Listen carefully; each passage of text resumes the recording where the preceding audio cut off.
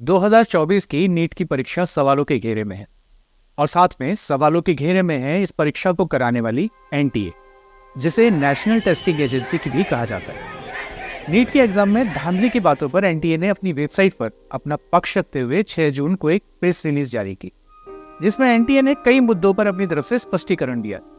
आइए सबसे पहले समझ लेते हैं कि एनटीए क्या है, नीट क्या है और नीट में मार्किंग सिस्टम क्या है, और सबसे अहम कि मुद्दा क्या है। असल में एनटीए या नेशनल टेस्टिंग एजेंसी को उच्च शिक्षण संस्थानों में प्रवेश या फेलोशिप के लिए प्रवेश परीक्षा आयोजित करने के लिए एक प्रमुख विशेषज्ञ ऑटोनोमस यानी स्वायत्त और आत्मनिर्भर परीक्षण संगठन के रूप में स्थापित किया गया। एनटीए हर साल नीट की परीक्षा कराती है और जो छात्र इस परीक्षा में सफल होते हैं उन्हें मेडिकल कॉलेज में उनकी रैंकिंग के हिसाब से एडमिशन मिलता है। रैंकिंग छात्रों को इस नीट की परीक्षा के अंकों के आधार पर मिलती है। इस परीक्षा में 200 प्रश्न होते हैं, जिनमें से 180 प्रश्न करने होते हैं। नीट परीक्षा के पैटर्न में फिजिक्स, केमिस्ट्री और बायोलॉजी के ऑप्शनल प्रश्न शामिल किए जाते हैं और हर प्रश्न के सही उत्तर के 4 मार्क्स मिलते हैं। इस प्रकार 180 प्रश्न के 720 अंक। इसमें माइनस मार्किंग भी होती है। हर गलत उत्तर पर 1 नंबर की माइनस मार्किंग होती है। यानी आपका यदि एक उत्तर गलत है तो 4 मार्क्स उत्तर के और 1 मार्क माइनस मार्किंग, यानी कि कुल 5 मार्क्स कम हो जाते हैं।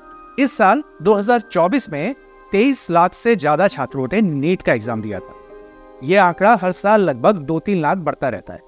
2023 में यह आंकड़ा 20 लाख के लगभग था।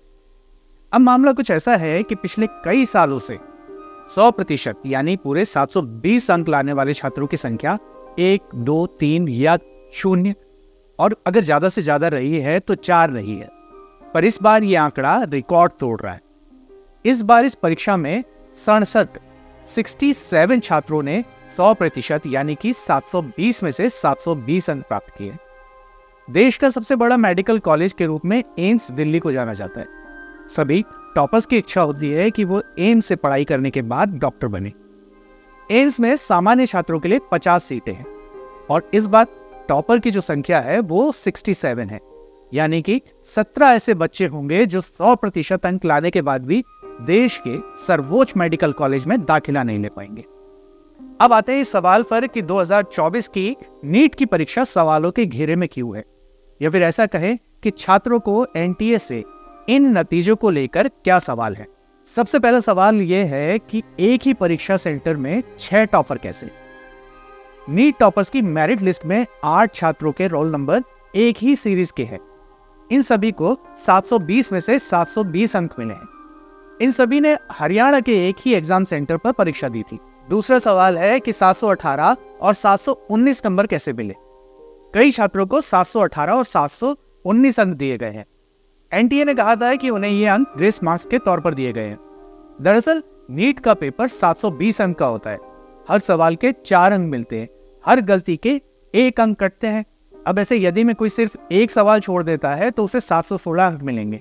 यदि कोई सिर्फ एक सवाल गलत करता है तो उसे 715 अंक मिलेंगे। ऐसे में 718 और 719 अंक कैसे मिले। हालांकि 718 अंकों का तो समझा जा सकता है। मान लीजिए एक स्टूडेंट ने 167 यानी कि 167 सवाल सही किए। 4 मार्क्स के हिसाब से उसे 668 नंबर मिल जाते हैं और अगर उसे 50 नंबर का ग्रेस मार्क मिल गया तो उसके 718 नंबर आ सकते हैं। पर इसके लिए यह भी जरूरी है कि एनटीए ने किसको कितने ग्रेस मार्क्स दिए हैं और किस आधार पर दिए हैं, ये क्लियर करें। तीसरा, ग्रेस मार्क्स बिना जानकारी के क्यों लागू हुआ। छात्रों का कहना है कि बिना जानकारी के ग्रेस मार्क्स क्यों दिए गए। छात्र बिना ग्रेस मार्क्स के नीट की ओरिजिनल मेरिट लिस्ट जारी करने की मांग कर रहे हैं। छात्रों की मांग ये भी है कि जिन सेंटरों पर ग्रेस मार्क्स दिए गए हैं उनका नाम भी बताया जाए। और चौथा, ग्रेस मार्क्स पाने का आधार क्या है। छात्रों का यह भी कहना है कि ग्रेस मार्क्स पाने का आधार क्या है, कितना समय बर्बाद होने पर कितने नंबर दिए गए। इसके अलावा एक सवाल और है जो पूछा जा रहा है कि नीट का रिजल्ट 14 जून को आना था, पर इसे प्रीपोन करते हुए 4 जून को घोषित कर दिया गया।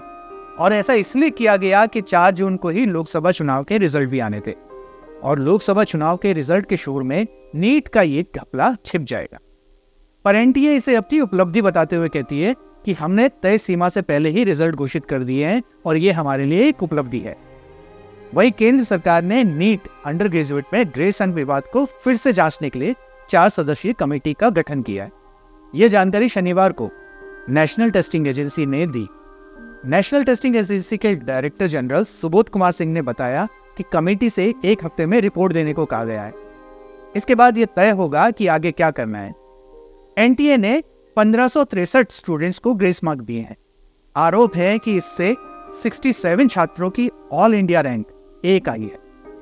नीट यूजी 2024 में 24 लाख बच्चे बैठे थे। रिजल्ट 4 जून को आया था। डायरेक्टर जनरल सिंह ने बताया कि हमारी कमेटी 563 कैंडिडेट्स और 6 सेंटर्स की जांच करेगी जहां पर ग्रेस मार्क मिले हैं। हमारे पास सेंटर्स की मॉनिटरिंग के लिए सीसीटीवी है, सेंटर्स की रिपोर्ट्स भी हैं। ये सेंटर्स मेघालय, हरियाणा का बहादुरगढ़, छत्तीसगढ़ के दंतेवाड़ा और बालोद, गुजरात का सूरत और चंडीगढ़ के हैं। इस बीच रिजल्ट में गड़बड़ियों के विरोध में दिल्ली और कलकत्ता हाईकोर्ट में याचिका भी दायर की गई है। एग्जाम में टॉपर्स की बढ़ी हुई संख्या, मार्किंग स्कीम से अलग ग्रेस मार्क्स देना, आंसर में बदलाव और एग्जाम से पहले ही पेपर लीक जैसे आरोप लगाए गए हैं। सिंह ने कहा कि स्टूडेंट्स को ग्रेस अंक देने के से नतीजे या क्वालिफाइंग क्राइटेरिया पर कोई फर्क नहीं पड़ा है। उन्होंने बताया कि यह मसला सिर्फ 1563 स्टूडेंट्स का है। पेपर 23 लाख से ज्यादा बच्चों ने दिया था। 4750 सेंटर की बजाय सिर्फ 6 सेंटर का मामला है। कमेटी 1563 स्टूडेंट्स को दिए गए ग्रेस मार्क्स और टाइम लॉस की जांच करेगी। जरूरत पड़ी तो इनका रिजल्ट संशोधित भी किया जाएगा। इससे नीट रिजल्ट के बाद होने वाली एमबीबीएस और बीडीएस समेत अन्य मेडिकल कोर्सेज की एडमिशन प्रक्रिया पर कोई असर नहीं पड़ेगा। कमेटी की जो सिफारिशें आएंगी, हम उस हिसाब से फैसला लेंगे। सोशल मीडिया पर जो पेपर आया, वो पेपर शुरू होने के बाद आया था। हम भविष्य में अपने प्रोटोकॉल और स्टैंडर्ड को और मजबूत बनाएंगे ताकि फिर से इस तरह की गलती ना हो। फिलहाल तो दोनों के, छात्रों के और एनटीए के, अपने अपने तर्क है, पर सवाल छात्रों के भविष्य का और देश की प्रतिष्ठित सेवाओं में से एक मेडिकल सेवा से जुड़ा हुआ है। मुद्दा सेंसिटिव है और इसे सेंसिटिव होकर ही सॉल्व करना होगा। खबर पर अपनी राय कमेंट बॉक्स में जरूर रखें।